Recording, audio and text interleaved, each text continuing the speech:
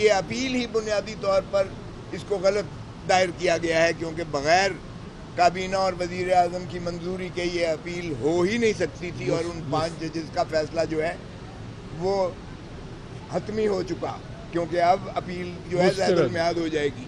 دوسرا اعتراض اسی کے جسٹس منصور علی شاہ صاحب نے جو پریکٹس اینڈ پروسیجر ایکٹ کی جو فل کورٹ نے سنوائی کی تھی، اس کے پیرا 14 میں اس کے حدود و قیود کو متعین کیا گیا ہے۔ اس میں یہ نہیں ہے کہ آپ دوبارہ سب کچھ پڑھیں گے، بلکہ آپ اسی فیصلے میں، یعنی ایک ریویو کے انداز میں اسی میں بتائیں گے۔ یہ نہیں ہے کہ آپ نئے سرے سے ساری بحث اب شروع کر دیں اور عدالت کا بھی وقت ضائع کریں۔ اور یہ تو وہ شاہد وحید صاحب نے، جسٹس شاہد وحید صاحب نے اس کی توجہ مبذول کرائی اور ان سے جواب دہی کی۔ تو اس کے اوپر پھر کچھ متفرق درخواستیں تھیں بار ایسوسی ایشنز کی طرف سے، جو حامد خان صاحب کو انہوں نے وکالت نامے دیے تھے استدلال دینے کے لیے۔ تو اس میں انہوں نے کہا کہ ہمیشہ بار ایسوسی ایشنز اس ملک کی، چاہے وہ 2015 والا فیصلہ ہے وہ بھی ڈسٹرکٹ بار ایسوسی ایشن راولپنڈی کے سے منسوب ہے جو 2015 کا ہے، اور اسی طرح 2009 والا کیس بھی جو ہے سندھ ہائی کورٹ بار ایسوسی ایشن کی توسط سے یہ عدالتیں بحال ہوئی تھیں۔ تو بار کا ہمیشہ یہ ایک چولی دامن کا ساتھ ہوتا ہے، جہاں آئین کی پامالی ہو، بار ایسوسی ایشنز اور بار کونسلز یعنی کالا کوٹ اور وکلاء ہمیشہ اس کا تحفظ کرنے کے نہ صرف اپنے ضابطے کے تحت ان پہ فریضہ واجب اور لازم ہوتا ہے، بلکہ وہ ہمیشہ اس ملک میں جو ہے اراول دستے کے طور پر انہوں نے عوام کے حقوق اور آئین کی جو ہے بالادستی کو مسلم کرنے کے لیے ہمیشہ نالش کی ہے عدالتوں میں، اور یہی رول جو ہے وکلاء ہمیشہ پرو پیپل استعمال کرتے آئے ہیں۔ تو ان پر بھی انہوں نے کہا کہ ہم آپ کو سنیں گے۔ اب ہم نے کوشش کی کہ جناب اس کو ڈے ٹو ڈے چلائیے گا خدا را، کیونکہ جو ان کے ورثاء بھی آئے ہوئے ہیں جو محبوسین ہیں، اور وہ لوگ بھی جو ہے چونکہ ان کو اجازت نہ دی گئی، کمرہ فل پیک ہونے کی وجہ سے انہیں نہ دی گئی، لیکن ان کی بھی ذرا سنیے گا کہ وہ کس قسم کی جو ہے ان کے ساتھ ظلم اور زیادتیاں اور تشدد اور جبر ہو رہا ہے۔ مجھے ایک خود چونکہ میرے حلقے میں ہے یہ کور کمانڈر ہاؤس، جہاں سے میں MNA بنا ہوں، میرے حلقے میں ہے وہ، تو وہاں جو ہے NA 122 میں ہے۔ تو وہاں پر جو میرا ایک آیا اور اس نے کہا میرے باپ پر اتنا تشدد کیا گیا کہ اس کا بازو ٹوٹ گیا، اور 7 ہفتوں سے مجھے ملاقات نہیں کرنے دی گئی ہے۔ ہمارے فیملی کو اب یہ بھی نہیں پتا کہ وہ زندہ بھی ہے کہ اللہ کو پیارا ہو گیا۔ تو اس طرح کی جو حالات ہیں، یہ انسانیت سوز سلوک کیا جا رہا ہے۔ آج سپریم کورٹ کے توجہ ہم نے مبذول کرائی کہ یہ پاکستان کے جو یہ انسانیت کے سوز جو سلوک کیا جا رہا ہے، آپ خدا را اس کو ڈے ٹو ڈے کی بنیاد پر اس کا فیصلہ کیجئے گا، تاکہ ان کو مخلصی ہو اور انصاف دیجئے گا۔ انصاف کے متلاشی ہیں یہ لوگ جو 105 سے 20 اس میں سے جو ہے انہوں نے رہا کیے، وہ بھی پچھلے فیصلے میں، پچھلے فیصلہ جو آرڈر ہوا تھا اس میں سپریم انہی بینچ نے حکم دیا تھا کہ ان 20 لوگوں کے جو فیصلے ہیں وہ فیصلے کی نقول اور ان کے متعلقہ ریکارڈ پیش کیا جائے، اور آج کوئی پیش نہیں کیا گیا۔ ہمارے اعتراض کے باوجود تو فرمانے لگے کہ کیا آپ اس کو چاہتے ہیں کہ یہ ہم اس بنا پہ التوا کرتے ہیں؟ ہم نے کہا نہیں، آپ کم از کم اپنے فیصلے پر تو عمل درآمد کروائیے گا، اس لیے کہ فیصلہ یہ لکھتے ہی نہیں ہیں، یہ فوجی عدالت نہیں ہے، یہ کورٹ مارشل جو ہے یہ عدالت ہی کہنا اس کا جو ہے میں سمجھتا ہوں یہ عدلیہ کی تضحیق ہے۔ آئین کے اندر آرٹیکل 175 کے تابع یہ نہیں ہے عدالتیں، یہ کوئی فیصلہ نہیں لکھتی ہیں، دلیل نہیں دیتی ہیں، ایک گلٹی ناٹ گلٹی کر کے۔ آج بھی ہم نے کہا فیصلہ تو کم از کم دیجیے گا تاکہ آپ بھی دیکھ سکیں کہ یہ کون سا انصاف کے ایوان ہے کورٹ مارشل کی جو آپ عدالتیں کہہ رہے ہیں، جس پہ آپ نے معطل کر دیا اس آرڈر کو اور انہیں اجازت دے دی کہ آپ جو ہے ٹرائل چلائیں لیکن فیصلہ حتمی نہیں کریں گے، اور 20 کا آپ نے کہا کہ فیصلہ کر کے ان کو، اور انہی کا بھی آرڈر نہیں آ رہا ہے، تو ہم نے کہا ذرا دیکھ لیجئے گا، آپ کو نظر آ جائے گا کہ کس طرح سے انصاف کی دھجیاں اڑا کے کس طرح انصاف کو پامال کرتے ہیں۔ تو وحشیانہ جو بربریت روا کی جا رہی ہے وہ ویسے تو سارے ملک کی ماشاءاللہ ہے، لیکن بالا ترین عدالت سے ہمیں انصاف کی توقع ہے۔ اب 11 تاریخ اس پہ دی ہے انہوں نے، اور ہم نے استدعا کی ہے خدا را اس کو ڈے ٹو ڈے روزانہ کی بنیاد پر سن کر اس کو یکسو کیجیے گا، اس کا فیصلہ کیجیے گا پاکستان کی عوام، اور پاکستان کا آئین بھی آپ سے متقاضی ہے کہ انصاف دیجیے گا پاکستان کے شہریوں کو۔ جوئی صاحب السلام علیکم۔ میں یہ عرض کرنا چاہتا ہوں کہ یہ جو اٹارنی جنرل صاحب جن کو حکم ہوا ہے کہ آپ ریکارڈ سارا پیش کریں، یہ ریکارڈ کیوں نہیں پیش کر سکتے؟ یہ ریکارڈ پیش ہی نہیں کر سکتے۔ اس کی وجہ یہ ہے کہ جو بھی پنجاب سے مسلم لیگ نواز کا ایم این اے یا ایم پی اے منتخب کرایا گیا ہے، اس کے صحن میں ایک لاش دبائی گئی ہے، نئی لاش۔ ہر وہ ایم این اے جو مسلم لیگ نواز کے ٹکٹ پہ پنجاب سے ہوا ہے، اس کے صحن میں ایک لاش ہے دفنائی ہوئی۔ وہ نواز شریف ہو، شہباز شریف ہو، خواجہ آصف ہو، مریم ہو، وہ لاش آپ نے دیکھی بھی ہے، وہ لاش سارے دنیا نے دیکھی بھی ہے۔ وہ کیسے کہ انہوں نے جب اپنی ویب سائٹ پہ 40-50 لاشیں یعنی فارم 45 اپلوڈ کیے اپنی ویب سائٹ پہ، تو وہ سارا کچھ سامنے آ گیا۔ نواز شریف کے فارم 45 پہ، جس میں ایک کاٹا نہیں ہو سکتا، اس پہ 20 جگہ نمبر کاٹ کے اور نمبر بڑھائے گئے، کئی جگہ 14 ہے تو وہ 614 کر دیا۔ یہ نواز شریف کی اپنی، اور وہ ریکارڈ لوگوں کے پاس ہے جو انہوں نے اپنی ویب سائٹ پہ بڑھایا۔ اب فارم 45 وہ ہوتی ہے جس میں ہر امیدوار کا نام لکھا ہوا ہے اور ہر پولنگ اسٹیشن کا نام لکھا، ہر نمبر 260 پولنگ اسٹیشن اور 15-20 امیدوار، یہ ہر پولنگ اسٹیشن پہ کس امیدوار کو کتنے ووٹ ملے ہیں وہ اس کا خانے میں وہ لکھ دیتے ہیں۔ اب جب یہ لکھ دیتے ہیں تو اس کا کل جو ہر امیدوار کا کل ہوتا ہے وہ آپ فارم 47 میں لکھ دیں۔ سو اب فارم 47 اور فارم 45 میں تفاوت نہیں ہو سکتی، تفاوت ہوئی تو دھاندلی ہوئی۔ اب یہ فارم 47 لیے پھرتے ہیں، فارم 45 ہم مانگتے ہیں۔ فارم 45 پہ تو جب تک یاسمین راشد کے ووٹ 1,20,000 سے 20,000 نہیں کیے جائیں گے، اور نواز شریف کے ووٹ 20,000 سے 1,00,000 نہیں کیے جائیں گے، اس وقت تک یہ جیت ہی نہیں سکتے۔ اب وہ اس طرح پروٹیکٹ کر رہے ہیں۔ دیکھیں، الیکشن کمشنر ٹرائیبیونل، اسلام آباد کے ٹرائیبیونل نے ان اسلام آباد کے کینڈیڈیٹ سے پہلے دن ہی مانگ لیا کہ فارم 45 لے کے آؤ۔ ان کے 3 ایم این اے، سو کالڈ ایم این اے، مبینہ ایم این اے، وہ وہاں سے گئے کہ جی ہم لاتے ہیں، اور سیدھا چلے گئے درخواست دے دی کہ اس جج سے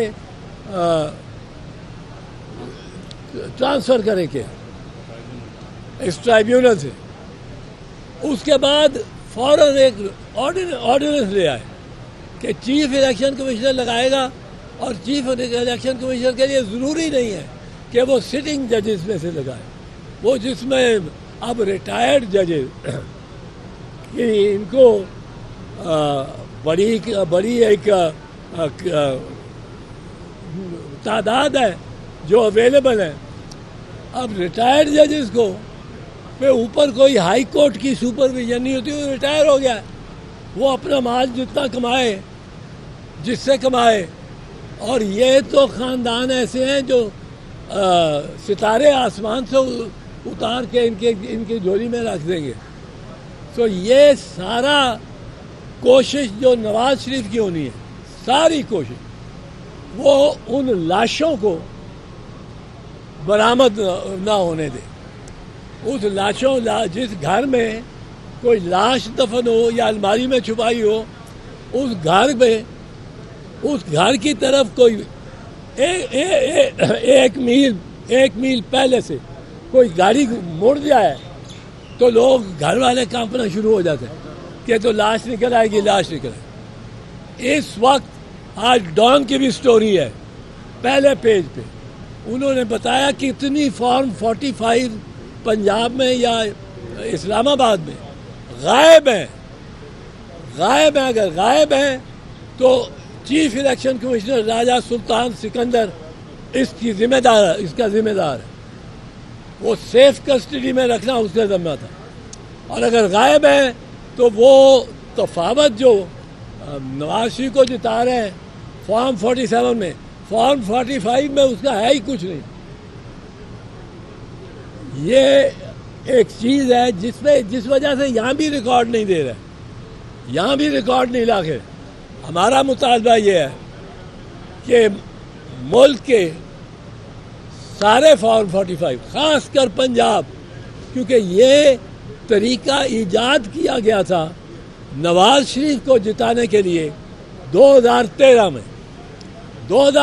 میں. آپ کو یاد ہوگا نواز شریف جب ووٹ سارے ڈپٹ چکے, جب ووٹر سارے گھر جا چکے سارے پاکستان میں, تو نواز شریف جھروکے پہ آئے شاہ جہاں کی طرح, یا وہ بیلکنی میں بکنگم پیلس کی, اور آ کے انہوں نے تقریر کی وکٹری سی, اور ساتھ کیا کہا, میں آپ سے سادہ اکثریت نہیں مانگتا ہوں, میں مانگتا ہوں 2/3 میجورٹی, مجھے 2/3 میجورٹی دو. اب 2/3 میجورٹی ووٹر تو نہیں دے سکتا تھا, ووٹر تو گھر جا چکا تھا. اب 2/3 میجورٹی دینے کے لیے وہ لوگ تھے جو رات کو بیگز کھول سکتے, وہ خلائی مخلوق تھی, وہ اندیکھے ہاتھ تھے جو ریٹرننگ آفیسر کے سامنے سے ووٹ چھین سکتے ہیں اور ان کے کوئی احتساب نہیں ہوتا. یہ اگر فارم 45 یہ لاشیں ہر سین سے نکل آئیں, یہ جنازہ نکل جائے گا نون لیگ کا. میں کہتا ہوں اگر وہ اتنے شیر ہیں, شیر ان کا نشان ہے, لائیں سب اپنی لان فارم 45. ہمارے کینڈیڈیٹ سے بھی مہنگے, اون چودھری بھی لائے, سلمان اکرم راجہ بھی لائے, اس طرح مریم کے بھی, اور ان کے خلاف جو تھا وہ یاسمین راشد, اور جو مریم کے پاس ہے, اور جو الیکشن کمیشن کے پاس ہے, وہ سارا ہی معاملہ 3 دن میں ختم ہو سکتا ہے, 3 دن میں پاکستان کے ہر حلقے میں. اور پھر میں کہتا ہوں اسپیشلی پنجاب میں راجہ سلطان سکندر سلطان, وہ بادشاہ ہے, راجہ بھی سکندر بھی اور سلطان بھی, وہ راجہ سکندر سلطان لائے رکھے یہ فارمز 45 نے جنازہ نکال دینا ہے. اور انہوں نے کوشش کرنی ہے, ہر کوشش کرنی ہے کہ سال سے پورا گزارے. 1 سال کے لیے الیکشن کمیشن پابند ہے اس ریکارڈ کو محفوظ رکھنے کے لیے. 1 سال کے بعد وہ اس کو تلف کر سکتے ہیں. 1 سال لے کے جانا ہے نون لیگ نے, پہلے 5 سال ہوتا تھا, انہوں نے 1 سال کر دیا. 1 سال تک انہوں نے کھینچ کے لے کے جانا ہے کہ فارم 45 نظر نہ آئے. اب فارم 45 کے جو ٹرائیبیونل وہ مانگتا ہے, اس ٹرائیبیونل کو کے خلاف اس میں اس کی ڈگری یکدم ان کو خیال آتا ہے ہمارے दराज में तो एक जाली डिग्री का केस भी पड़ा हुआ है, पहले ठीक था, वो ये बना देते हैं डिग्री, जाली डिग्री। ये इस तरह के केस, झूठे केस, ये ट्राइब्यूनल पे भी बनाने जा रहे हैं, उनको दबाव भी डालेंगे और उनसे ये कहेंगे कि फॉर्म 45 तलब करो। जब फॉर्म 45 आ जाएगी जिस हल्के की, पंजाब के MNA MPA की, हम देखेंगे वो किस तरह MNA MPA रहता है और किस तरह उसके सारे रिकॉर्ड में फोर्जरी जालसाजी नजर आती है। Thank you ji.